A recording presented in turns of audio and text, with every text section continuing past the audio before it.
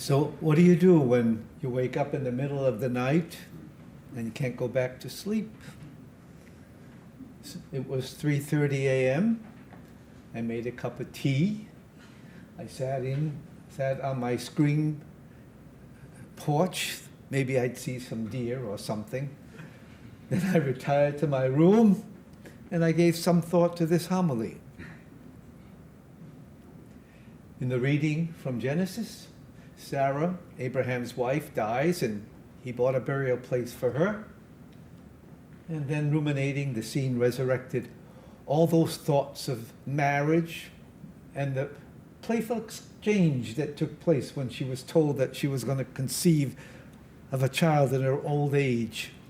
And then my thoughts went to older couples, the death and the separation occasioned by the pandemic, which kept even couples in the same nursing home separated. So I offered a small prayer for widows and widowers impacted by the pandemic.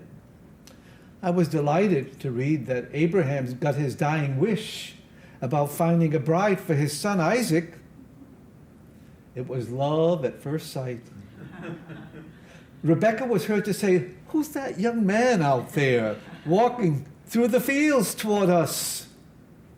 In his love for her, it said Isaac found solace after the death of his mother. So I offered another little prayer that couples seeking to marry might find the person of their dreams, particularly the couple this weekend, my grandniece, who I'll be attending her wedding on Sunday. And then I thought of that young Indian man who sends us frequent prayer requests through the internet. He asks if he could find a girl to marry who he could choose. You know, in some cultures, they don't have that choice. So I asked God to do for him what he did for Isaac. Reading Matthew's gospel, I was inclined to focus on the people around the table. Some of his accusers complained that he was fraternizing with lowlife, with sinners. And he responded. And then I thought, I turned to our church and its teachings about the fundamental option for the poor and the dignity and the equality of all peoples.